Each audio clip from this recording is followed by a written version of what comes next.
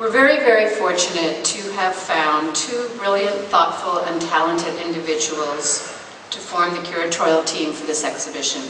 Architectural historian Nicholas Olsberg and architect Frank Escher. For the last 4 years or so, they have steeped themselves in this ambitious scholarly re-examination of Lautner and have created a remarkable and unusual installation. As you'll see, it's not your usual architectural exhibition. I don't know, is one of you going to speak and then the second, or Frank's going to speak, so I'd like to invite Frank up here and also thank both of them so much for such, it has been a remarkable thing for all of us here at the museum to have participated in this with you. I think we've all learned so much, and I'm so proud of this exhibition. It's been a very interesting journey. It's not at the end, we're just picking up passengers now. Nicholas and I thought that we should keep our comments very brief. We want to get you into the exhibition and out, and then we'll have a martini. But I do want to say a couple of words about the exhibition as we developed it. It was very important for us to, from the beginning on, develop the curatorial structure with the design. So these two things went hand in hand, and as we developed this narrative, which is a linear element, we decided to fold this linear element into the galleries and make it a map of ideas. Rather than having discrete spaces, we decided to have open areas that would connect visually to each other, lead into each other, and allow people to make their own visual connections from one project to the other. In some cases, we have carefully planned these juxtapositions. In other cases, we have planned to have unplanned juxtapositions. And I think when you walk through this exhibition, you'll understand what we're talking about. It was very clear from the beginning on that this incredibly beautiful archival material that we have was not going to be presented as precious objects. Lautner used drawings basically as a tool to examine ideas and to convey these ideas to others. And he didn't really pay that much attention to the drawing itself. As a result, we have an archive of enormous visual richness. What we decided to do was to present these drawings in a way that would allow you as a visitor to recreate the sensation of this architect, sort of focusing very intensely on a small object, on a drawing, into which he is folding an entire world of imagination. And to then be able to look up from this drawing, look out to a horizon which is made up of incredibly beautiful, moving images by Mary, still images and colored light, and thus recreate in a way the sensation of being in a Lautner house. These films set up a rhythm for the entire exhibition. They speak to each other across the spaces, but they also have a rhythm of their own. And so when you are in the space, you will never experience the same situation twice. It will always change as you move through the exhibition. The drawings are presented on blocks. The idea was that these would be blocks of ideas that then together form a landscape, a topography of ideas.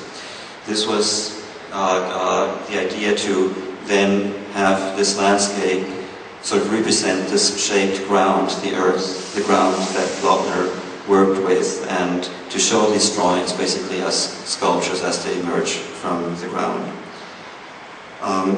With these brief notes, I want to pass the microphone to Nicholas, who will then lead us into the exhibition. He struggled with the most was trying to find the metaphor or the language to describe what Andrew Nolan, who worked with him for 10 years, talked to me last night about. In these terms, he said, joy and repose. That Esther McCoy, in writing about his work, came closer to anybody else to describing what he was trying to do, but she missed the critical point, he said. And there are notes on her draft of her essay that she wrote for a little exhibition at the Schindler House, in which he says, Esther, no, you don't get it. Serenity animated. vitality rests, these contrasting terms. And I think he missed it because he wasn't finding the metaphors to represent it. And I have two little images in this show that haunt me. As you install a show, you see it. You see the subject in a new light. One of them is in a passage on the Marbrisa house in Acapulco, with this amazing soaring, sweeping roof line rising to the sky and defining a sort of transcendent line between the groundedness of earth and the flight of heaven, between where your mind can take you if you live in a space and look out from it, and where your mind would place you if you construct it and ground it. There, flying without a wing beat, are three frigate birds, these giant albatross-like creatures that soar around the rim of this amazing space in Murray's film. What a great coincidence, we thought.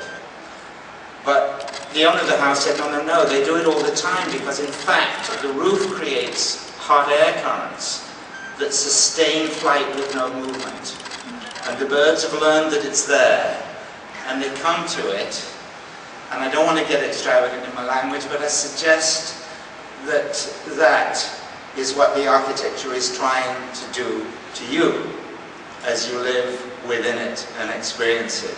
Sustain some kind of flight of yours that transcends the groundedness that you are on and pushes you into a space beyond you.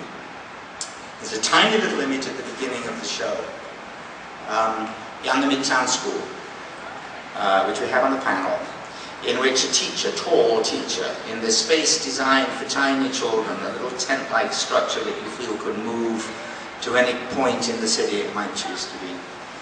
And she stands by a tiny child who looks in wonder at a glow of light from the outside world coming into the sheltered space.